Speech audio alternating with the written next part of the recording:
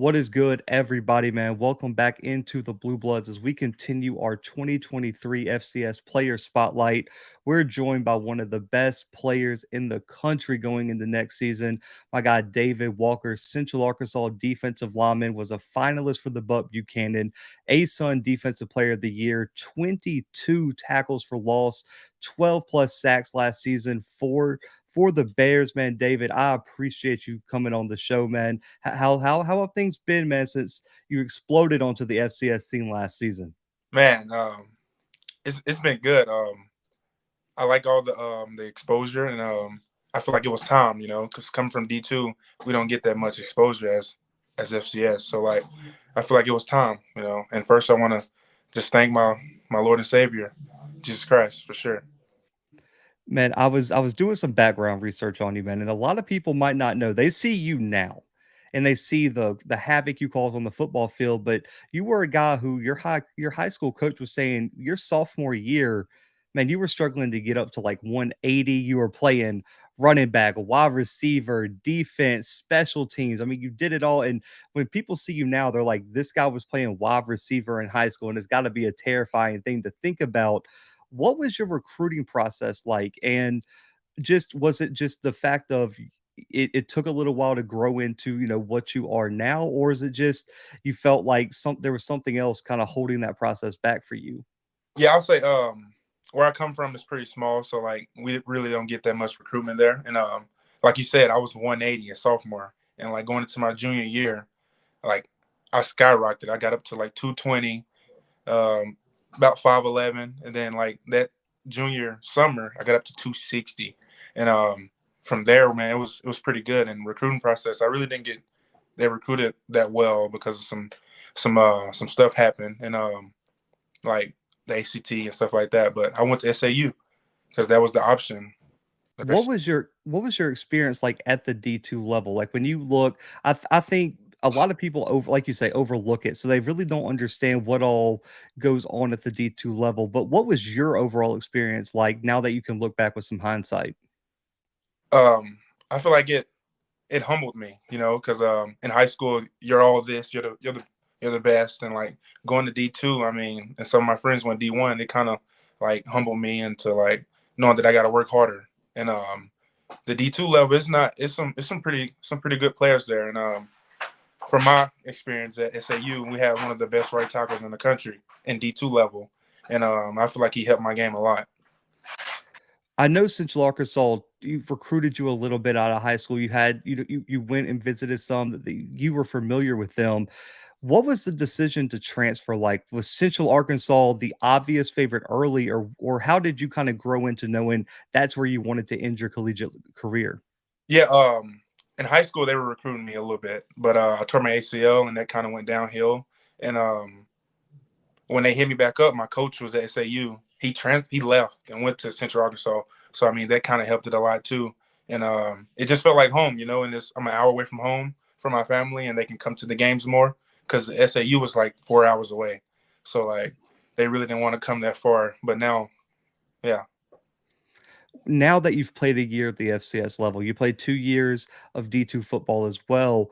What have been the biggest differences in your opinion? Are there any differences, or where do you see where you had to kind of take your game up a notch when you transferred to Central Arkansas? I'll say the talent level is there, but like I'll say the tempo and like the size of the offensive line is different, and like the physicality is kind of different. So I have to just get with my coach and ask him like, what can I work on better since I'm not a 6'5" guy, and really just get on film and just find ways that I can get up my game and like get an upper hand on the opponents that we're facing. I did laugh right in this question, man, because I mean, I always ask people their learning experiences, their first season somewhere, especially at the FCS level. But in your first season, you finished top three for the most prestigious defensive award. You won the conference defensive player of the year. So looking back, were there any learning experiences? And if so, what was your biggest one last season? Ooh, you know, growing up in a small town, I always had that chip on my shoulder, and I just say, man, I just put my head down and work. That's all I knew. Like coming from where I'm coming from, that's all we did was work. And I knew that like getting here, that I was gonna have to up my game a little bit.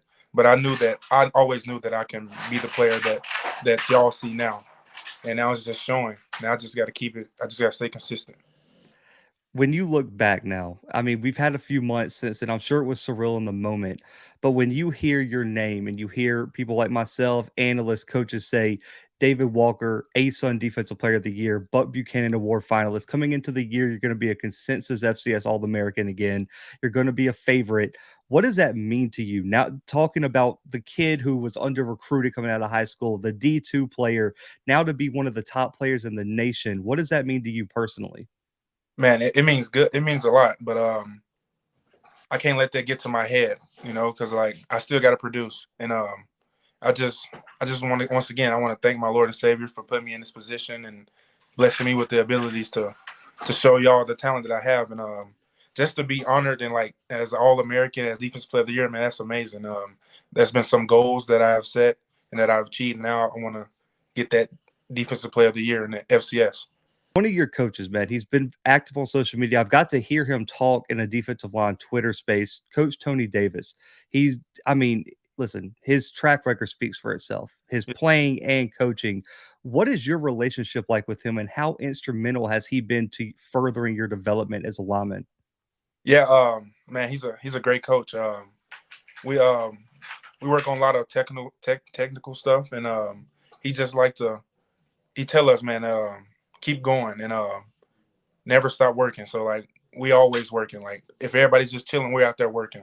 We're working every day, and he's just I feel like he's a great coach, honestly. Nathan Brown came into Central Arkansas and really has taken this program on a trajectory where you guys are year in and year out favorites in your conference and favorites to get to the FCS playoffs. What is his relationship like with the team, and what kind of coach is he like behind the scenes? You know, if with media we see what he puts in front of the camera, but what is he like with you guys in the locker room? Man, he's a great dude. He treats us like his we are his own, and he's always there for us. This is outside of football. Like if you need anything, he's there, and I feel like that's just like a great example of a man. And on the field, we are 100%. And I mean, of course, there's days when we're off, but I feel like he's a great coach, and we're gonna be decent. We're gonna be pretty good this upcoming season. I have no doubt. I mean, I think you guys landed multiple top transfers too. I believe you guys landed the ASUN Offensive Player of the Year, Shanderick Powell coming in at running back to combine with an already FCS All-American in Darius. So the offense is going to be loaded, and we know what the defense is bringing back. But you had an outstanding year, but you said you can't get complacent. You've got to continue that and take it a step forward in 2023. What's one thing in your game that you've worked on the hardest this offseason to improve on going into next season? I'll say my pass rushing. I feel like I got a good pass rush, but I feel like I want to win easier and like get off blocks more faster. And yeah, and we've just been working on that, honestly. That is a terrifying thing given the fact that you were one of the top sack leaders in the country already. 12 sacks, but we still got to get that pass rush even higher. There's Yeah. some offensive tackles you're facing next season that not happy to hear that, but goals, man. You've achieved a lot of stuff already, but what are your personal goals for the 2023 season at Central Arkansas?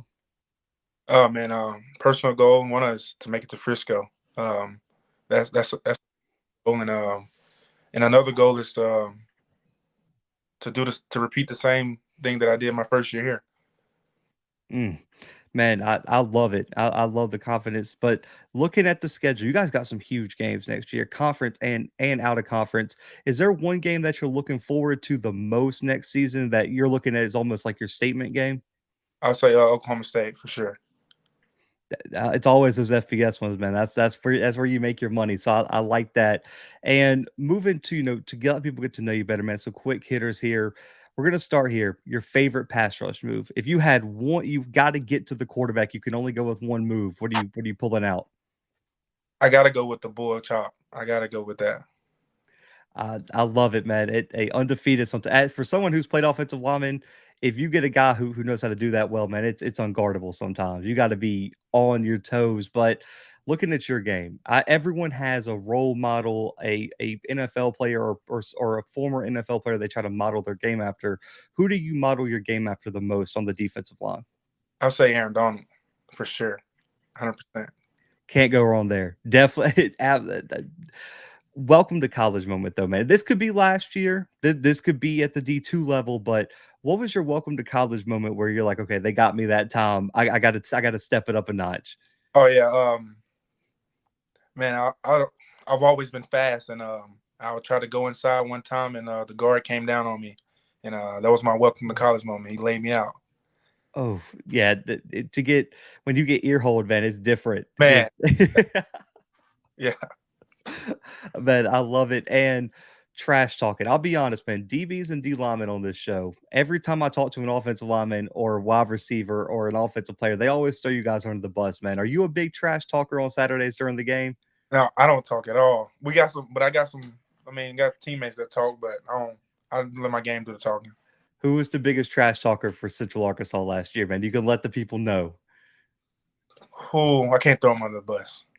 I can't. I can't. But I love it. Hey, you're a little teammate, man. Listen, I think we're up over 150 interviews on this show, and you're the first person who said they're not throwing their teammates under the bus, man. So I love the answer. That's yeah, a true leader right there. But one on one, man, what's the number one mistake an offensive lineman can make against you? I'll say that weak hip. If I see it, I got to take it. So I'm going to bull you, and that's really it. I love it. And last season, who was the best offensive player you faced in 2022?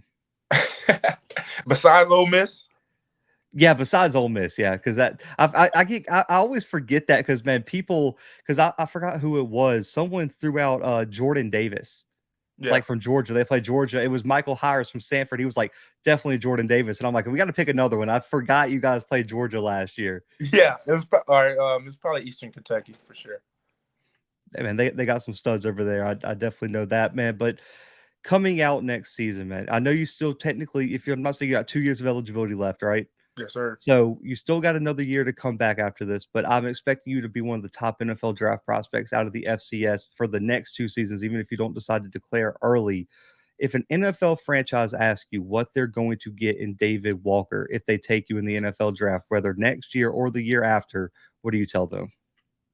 I'm gonna say a competitor for sure.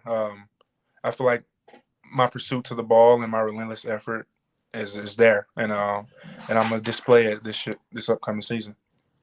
Is that a decision you're going to make after the season, or are you already kind of looking forward to being there for 2 more seasons? Um, really, whatever the Lord takes me, that's what I'm gonna do. Man, I love it, man. David, I appreciate you so much, man, for being on here. One of the top players coming back, so it's definitely an honor to have you on the show. But this is all about player promotion, man. So let people know where they can follow you on social media, man. Any messages, anything you want to promo, anything you want to tell the people, man. This time is yours. I'll say, man, you can't get anywhere without believing in Jesus Christ, and I feel like that if you believe in Him and you achieve everything that you can do, there's nothing that's impossible, and that's really what I got. Man, I love it. Real quick before I let you go, man, I saw you went on a mission trip kind of recently. I saw on your social media you posted it. Talk real quick before I let you out of here about what that meant to you and what that experience was for you. Yeah, that experience it was incredible. To go to a different country and just to see how the people live and how they treat each other. Man, it was something that I'll remember for the rest of my life. And they had an impact on me because they took me in, even though I didn't speak their language, and they loved me.